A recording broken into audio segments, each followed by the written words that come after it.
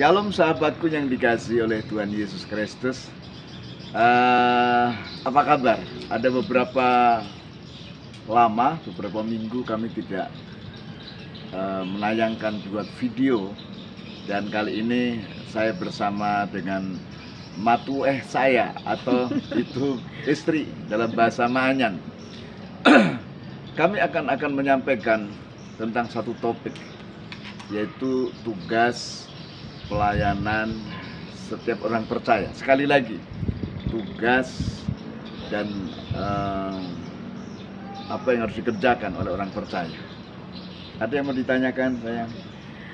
Begini sih, berbicara tentang pelayanan yang kita lakukan sekarang, pelayanan misi. Dalam pelayanan misi itu kita melakukan beberapa metode pelayanan seperti penjangkauan dan kontekstual. Nah, untuk kedua metode pelayanan ini itu banyak sekali menuai kritikan dari berbagai macam kalangan, denominasi, seolah-olah apa yang kita buat itu konyol.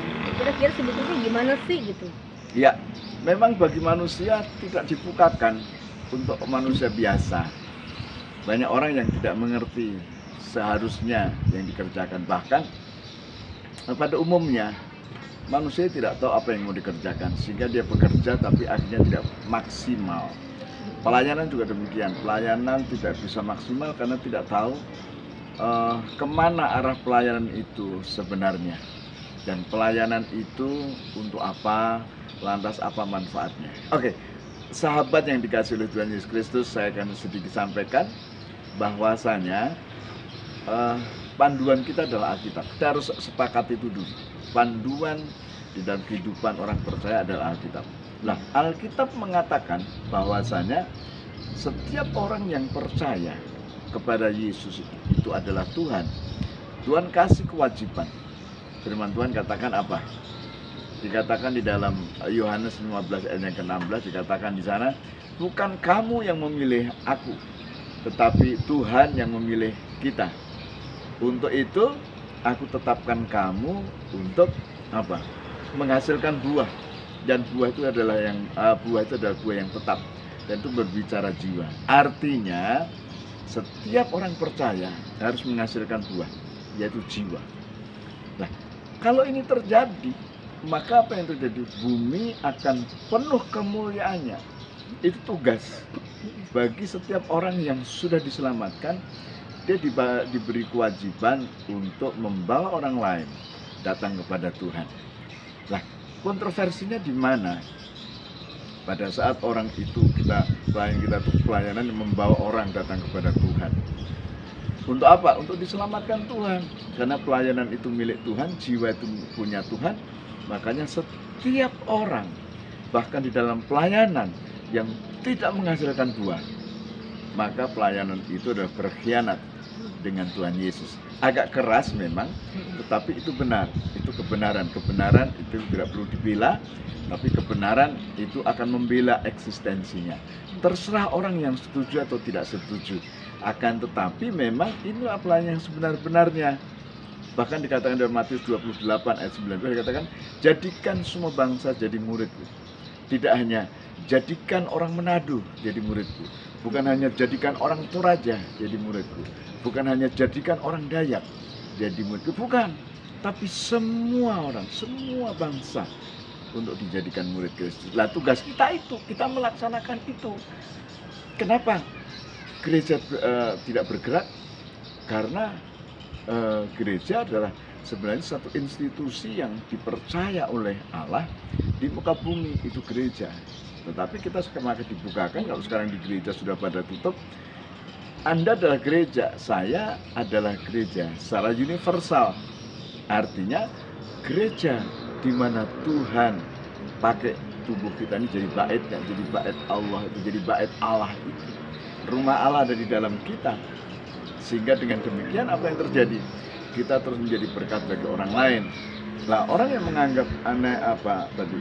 Orang lain menganggap iya, itu sebuah kekonyolan di era sekarang ini, karena orientasinya kan lebih banyak gereja dan mimbar. Iya. Lah, bukan kita menyalahkan mimbar, bukan. Kalau mimbar itu mengutus, bukan mimbar itu hanya memberkati. Berapa banyak yang hanya mengatakan pada saat akhir dari ibadah, dia katakan, pulanglah, terimalah berkat, ya, udah tidak pernah diutus, seharusnya pergilah kembali ke masyarakat, jadikan semua bangsa menjadi muridku. Itu yang seharusnya. Oke, terus yang kedua, dari pelayanan yang sedang kita jalani sekarang ini, kita menjangkau hampir 90% orang yang non-Kristen. Nah, ketika mereka mengalami kelahiran baru dan menerima Yesus Kristus Tuhan, itu papi selalu berbicara, kata mereka, percaya Yesus itu tidak harus menjadi Kristen. Itu yang seringkali kita terjadi sorotan gitu loh. Kenapa kok kita membuat orang percaya bahwa Yesus itu sebagai Tuhan dan Juru Selamat, tetapi di satu sisi papi bilang sama mereka percaya Yesus tidak harus jadi Kristen gitu. Itu gimana sih sebetulnya konteksnya itu? Ya, apakah dengan Anda jadi Kristen Anda diselamatkan? Kalau Anda juga masih sinkritisme, Anda juga masih mempercayai kepercayaan yang lain, Anda masih kedukun pada saat sakit, pada saat punya masalah Anda masih ke kepercayaan yang lain, apa bedanya dengan orang-orang dunia? Yesus tidak mengatakan membangun sebuah gereja, membangun untuk orang jadi Kristen, bukan, tapi orang dimuridkan. Dikatakan Roma pasal yang ke-10 ayat 9 dan 10, dikatakan dengan hati orang percaya, dengan mulut orang mengaku diselamatkan. Itu yang menyelamatkan. Jadi yang menyelamatkan kita itu bukan kekristenannya, bukan. Yang menyelamatkan kita adalah iman kita pada saat orang itu percaya dalam hati, mulutnya mengaku. Makanya selalu kita ajak orang itu menirukan doa kita, mengundang Yesus dalam hidupnya sebagai Tuhan dan Juru Selamat. Karena apa? Karena kalau orang itu hanya jadi Kristen, lantas dia tidak lahir baru, di dalamnya tidak ada Kristus, dia akan jadi sampah gereja, pasti bermasalah. Berapa banyak orang Kristen jadi masalah di masyarakat? Karena di dalamnya tidak ada Kristus, kosong, sehingga dia bekerja dengan kekuatannya, KTP-nya Kristen, tetapi sebenarnya kehidupannya tidak mencerminkan dia sebagai orang percaya. Oke, ini pertanyaan yang ketiga yang cukup mengusik, bahkan ya cukup gimana gitu, cukup keras sih sebetulnya. Gini, ketika mereka kita layani menerima Tuhan dan Yesus sebagai Juru, taruhlah kata tiba-tiba mereka meninggal. Nah, kemudian mereka diselenggarakan penguburannya itu menurut keyakinan mereka yang lama, taruhlah mungkin keyakinan atau apa yang bukan Kristen gitu loh. Nah, sementara mereka kita layani sudah mengaku bahwa Yesus itu Tuhan, itu kira-kira kata mereka keselamatan itu masih dia terima atau gimana sih sebetulnya gitu? Ya, Yesus mengatakan begini, biarlah orang mati menguburkan orang mati. Jadi kalau sudah mati, buat apa dilayani pelayanan itu untuk orang yang hidup?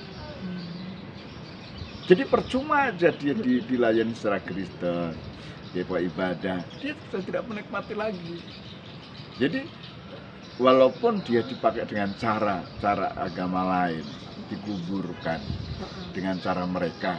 Firman Tuhan mengatakan biarlah orang mati menguburkan orang mati. Artinya orang yang mati rohani menguburkan orang mati jasmani.